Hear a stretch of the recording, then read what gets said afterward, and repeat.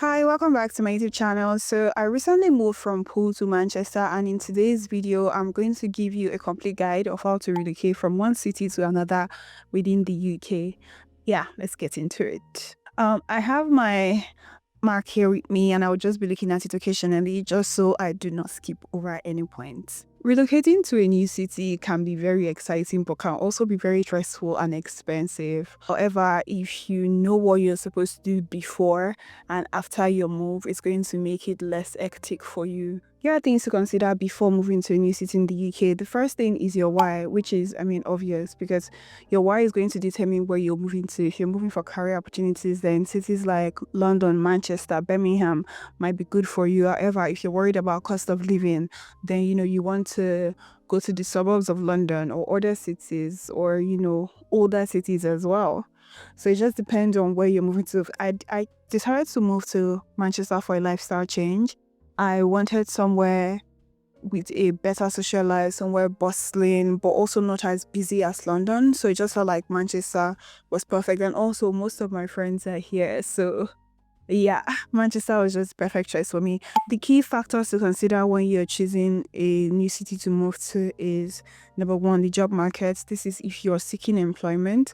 I am currently employed, so job market was not really a strong consideration for me. However, Manchester does have a bustling job market, so yeah, job market. Number two is cost of living. Number three is quality of life.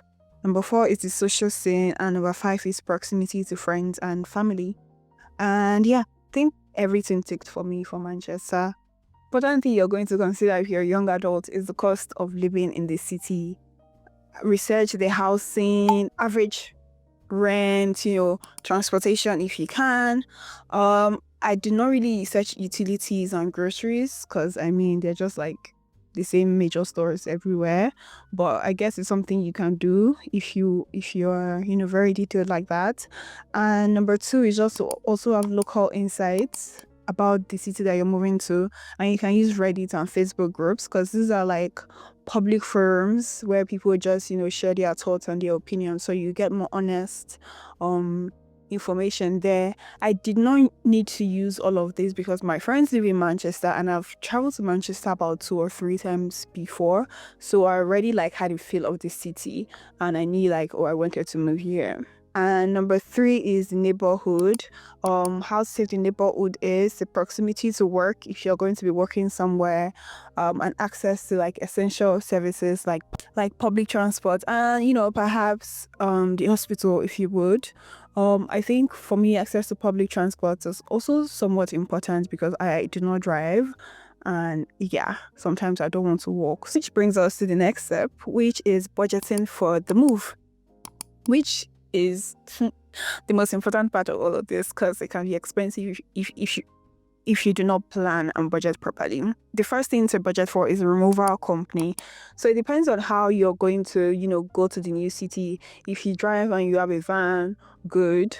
However, I used Shipley. It's an app where movers bid for your job. So basically, I posted that, I was going to travel with X amount of boxes and it was from this location to the other. So pick up and drop off my old house to my new place. And yeah, I just posted it. And I think the first bidder was about £692. Eventually, I was able to get someone for about £250.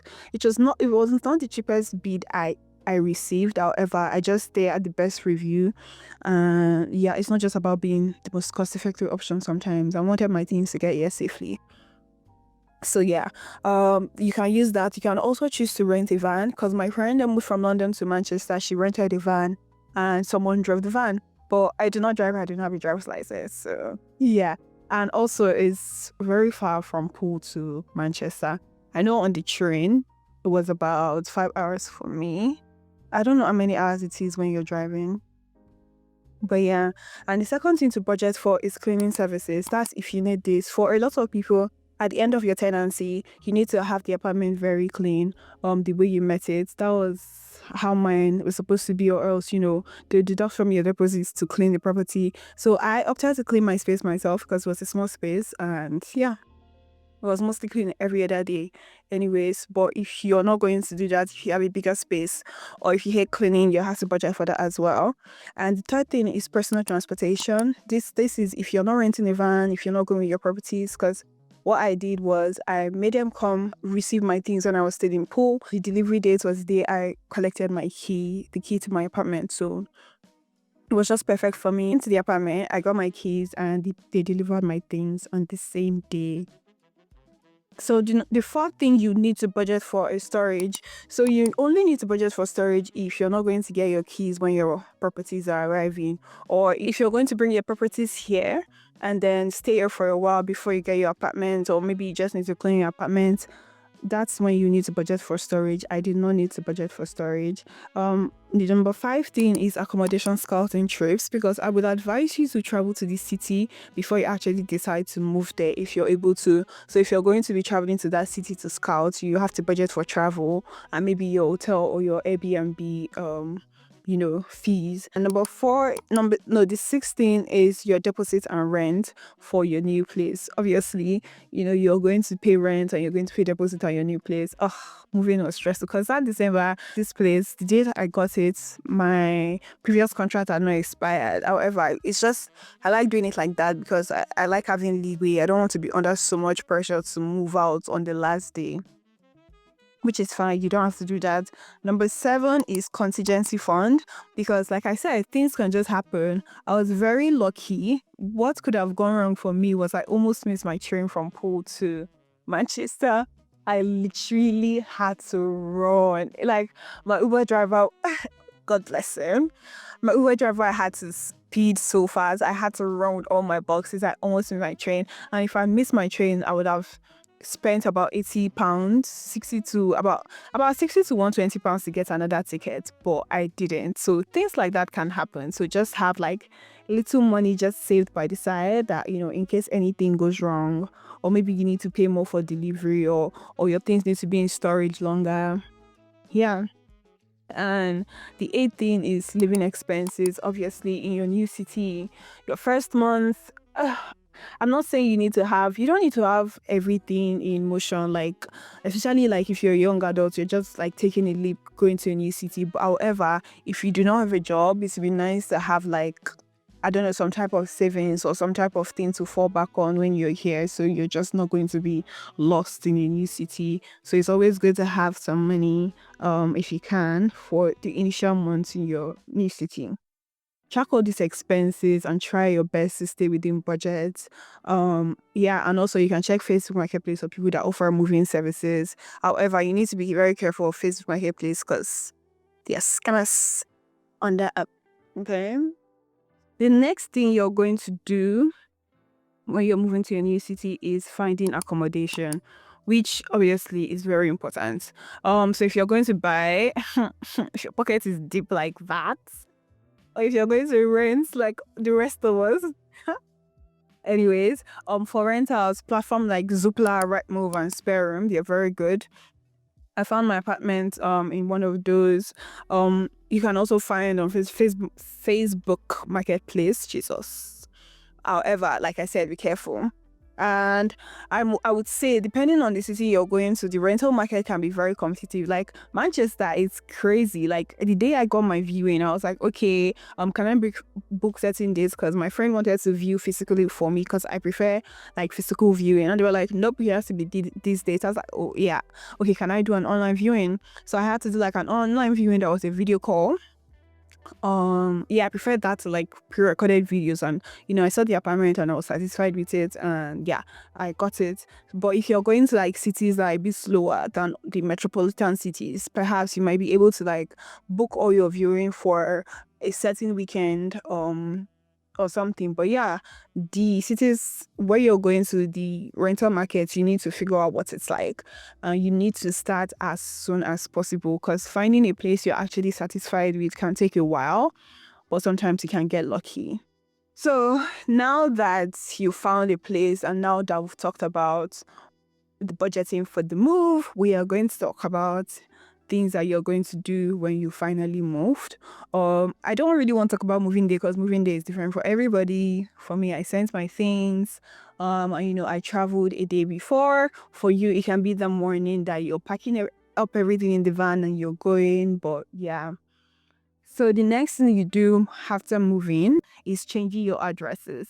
So you update your address with your bank, with HMRC, and if you're an immigrant, gov.uk. I don't know if citizens have to do that as well.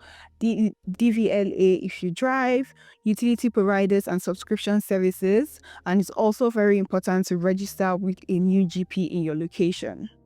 Another thing that you can do if you have very important mails coming is you can use Royal Mail's redirection service to ensure that you don't miss any important letters. I know I think it starts at about 30 something pounds. I'm not sure, but I'm going to leave all these links in the description box, or actually all these links will be in my blog post, and the blog post will be in the description box. So you just click that link and then you see every other link in the blog post.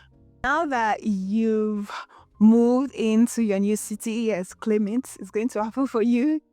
Now that you moved into your new city, you have to take your time to rest. I'm not gonna lie, I really did not take my time to rest because I moved a few days before Christmas. So I literally just went to my friend's house for Christmas. Well, during Christmas, I did rest because I didn't go out, but New Year's, I was outside. So I'm actually just full on resting now from, the outside. However, post moving is good to settle into your apartment, into your neighborhood. I took a walk. I took the bus to the city center, and then I decided to walk back home just to be more familiar with where I live. I think to me it's just important, and also because I like taking walks around. I always like to see the area and just take walks. And you can also use Facebook groups. You can just join Facebook groups about things happening in your city, so you can see the news, or you can see events that are happening. There's also Events Tribe that you can use. There's also meetup.com that you can use. I've not been actively trying to make new friends because I have friends in this city. However, I will, but right now it's just not a priority for me. However, if you don't have friends or family in the new city, then definitely I suggest that you go out there and just socialize and interact, go to the gym, yoga classes, all of those things. Try and build your social circle. Join local clubs and societies. You can also volunteer for things happening around you and attend local events. Finding your feet in a new city can be very challenging, and it takes a while for a lot of people to adjust. So don't beat yourself up about how long it's taking for you to adjust. In case you just recently moved into a new city, it's a big move. Just take all the time you need, and slowly and surely you're going to find your feet. You're going to find your people. Yeah, I hope this video has been helpful, and if you made it up to this point, wow.